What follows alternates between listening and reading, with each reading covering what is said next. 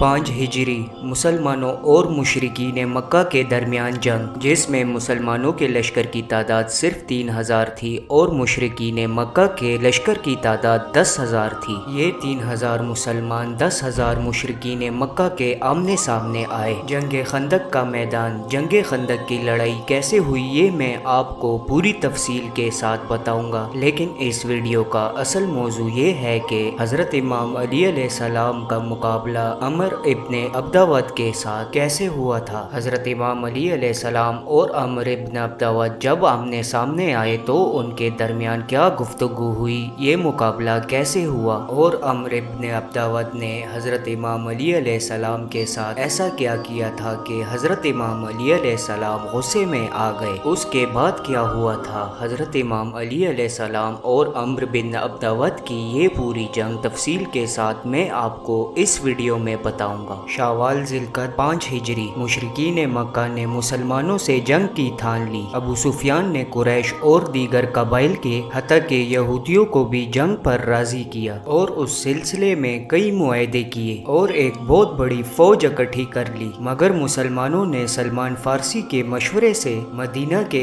ارد گرد خندق کھود لی۔ مشرکین مکہ ان کا کچھ نہ بگاڑ سکے۔ خندق کھودنے کی یہ عرب میں پہلی مثال تھی، کیونکہ یہ ایرانیوں کا طریقہ تھا۔ ایک ماہ محاصرے اور اپنے بے شمار سپاہیوں کے قتل کے بعد مشرکین مکہ مایوس ہو کر واپس چلے گئے۔ اسے غزوہ خندق یا غزوہ احزاب کہا جاتا ہے۔ احزاب کا نام اس لیے دیا جاتا ہے کیونکہ یہ کئی قبائل کا مجموعہ تھی۔ اس جنگ کا ذکر قرآن مجید کی سورہ الاحزاب میں بھی ہے۔ جنگ احد کے بعد قریش، یہودی اور عرب کے دیگر بت پرست قبائل کے درمیان طے پایا کہ مل جل کر اسلام کو ختم کیا جائے۔ اس سلسلے میں پہلا معاہدہ قریش کے سردار ابو سفیان اور مدینہ سے نکالے جانے والے یہودی قبیلے بنی نذیر کے درمیان میں ہوا۔ اس کے بعد بنی نذیر کے نمائندے نجد روانہ ہوئے اور وہاں کے مشرکی قبائل غطفان اور بنی سلیم کو 1 سال تک خیبر کا موصول دے کر مسلمانوں کے خلاف جنگ پر آمادہ کیا۔ اسلام کے خلاف اس اتحاد کو قرآن پاک میں احزاب کا نام دیا گیا ہے۔ اس میں ابو سفیان کی قیادت میں 4000 پیدل فوجی، 3000 گھڑ سوار اور 1500 کے قریب اونٹوں پر سوار تھے۔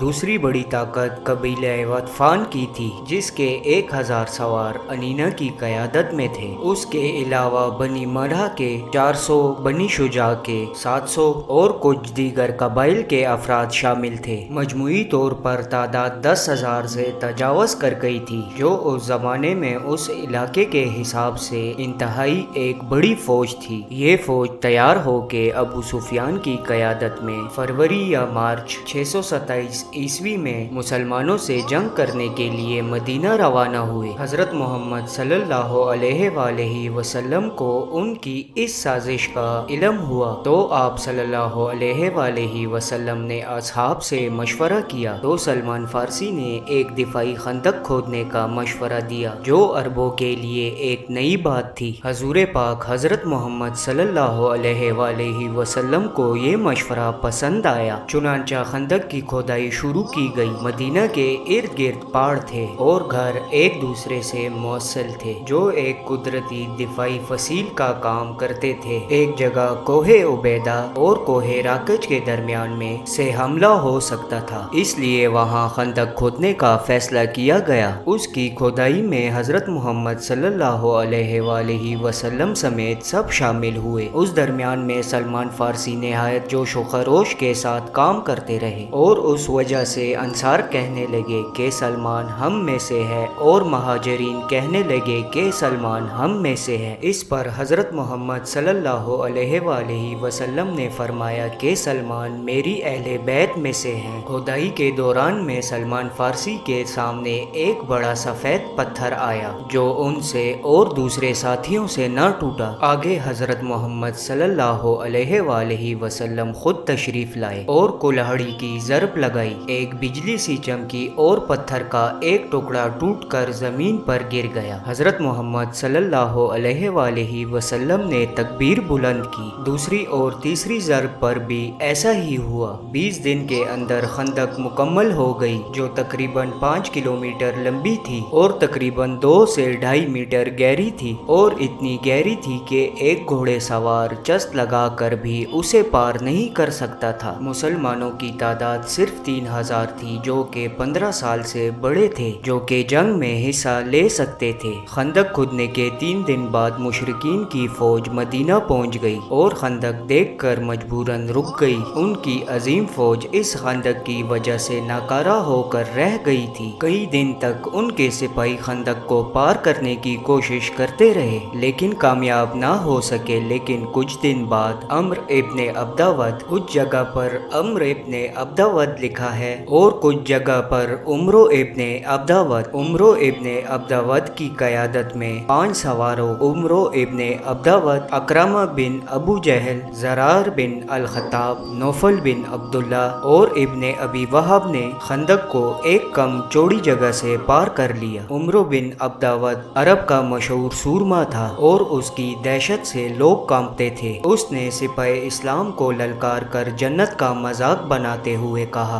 कि ए जन्नत के दावेदारों, कहाँ हो? क्या कोई है कि जिसे मैं जन्नत को रवाना कर दूं, या मुझे वो दोज़ख में पहुंचा दे? और अपनी बात की तकरार करता रहा। हजूर पाक हजरत मोहम्मद सल्लल्लाहु अलैहि वसल्लम ने फरमाया, क्या कोई है जो इसके शर को हमारे सरों से दूर करे? हजरत इमाम अली अलैहिस्सलाम ने आमादगी का इजहार किया। उस वक्त हजूर पाक सल्लल्लाहु अलैहि वसल्लम ने उन्हें इजाजत न दी और फिर दूसरी और तीसरी मर्तबा सब से पूछा और सब में से हजरत अली अलैहिस्सलाम ने आमादगी का इजहार किया। हजूर पाक हजरत मोहम्मद सल्लल्लाहु अलैहि वसल्लम ने अपना अमामा और अपनी तलवार अता की और फरमाया, कुल्ले ईमा कुल्ले कुफर के मुकाबले पर जा रहा है। जब हजरत अली अलैहिस्सलाम मैदान में जा रहे थे तो हजरत मोहम्मद सल्लल्लाहु अलैहि वसल्लम ने उनके जाने के बाद ये दुआ की, ए मेरे रब, इस वक्त इस रुए ज़मीन पर इस कमसिन मुजाहिद के अलावा कोई ऐसा शख्स नहीं है जो तेरे मुकद्दस नाम का हामिल और तेरी रिसालत का जिम्मेदार हो और तेरे मुसाफिर मुहिब तेरे लिए जहाद पर निकले हैं। तेरे बंदों के दिलों में तेरे अलावा किसी का मकाम ना हो। मैं अली को तेरे सुपुर्द करता हूँ, उसको साबित कदम रखना और अपनी बरकत से इसके हाथों में फतेह और अजमत अता करना। हजरत अली अलैहिस्सलाम को मैदान में आता देखकर अबू सुफियान ने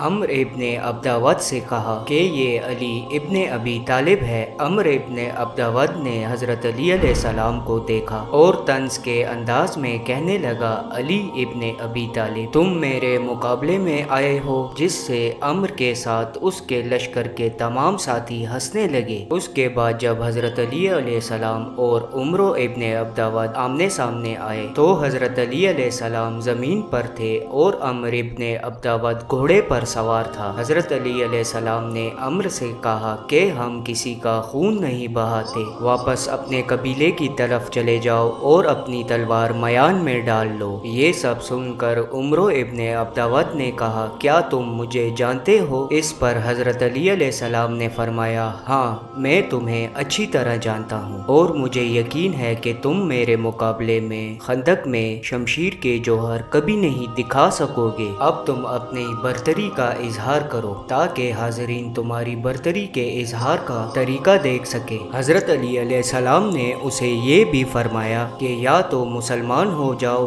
या तो मेरे साथ जंग करो। ये सब सुनकर उमरो इब्ने अब्दावद लश्कर की तरफ देखकर कहता है कि ये नौजवान मुझे नसीहत कर रहा है और दो बातों में से एक का इंतखाब करने को कह रहा है, या तो मैं मुसलमान हो जाऊं और तुम्हें तन्हा छोड़ दूं या इसके साथ जंग करूं। फिर अबू सुफियान से कहता है कि तुम अपनी जगह पर खड़े रहो और हमारा मुकाबला देखो और देखो कि कैसे ये मैदान इस शेर की दहशत से लरसता है। अम्र इब्ने अब्दावद के ये अल्फाज सुनकर मौला इमाम अली अलैहिस्सलाम ने फरमाया, तुमने बहुत अच्छी तकरीर की, लेकिन घोड़े की पीठ पर बैठकर की है। ये सुनकर उमरो इब्ने अब्दावद गुस्से में लाल हो गया और घोड़े से उतर आया और तलवार निकाल कर मैदान के इर्द गिर्द घूमने लगा और फिर से एकदम तलवार के वार से अपने घोड़े की दोनों टांगे काट दी। घोड़ा जमीन पर गिर गया और दर्द से शदीद तड़पने लगा। फिर दूसरा वार उमरो इब्ने अब्दावद ने हजरत अली अलैहिस्सलाम की सर पर किया, जिसे आप अलैहिस्सलाम ने ढाल سے روک دیا۔ کچھ مورخین کا لکھنا ہے کہ عمر ابن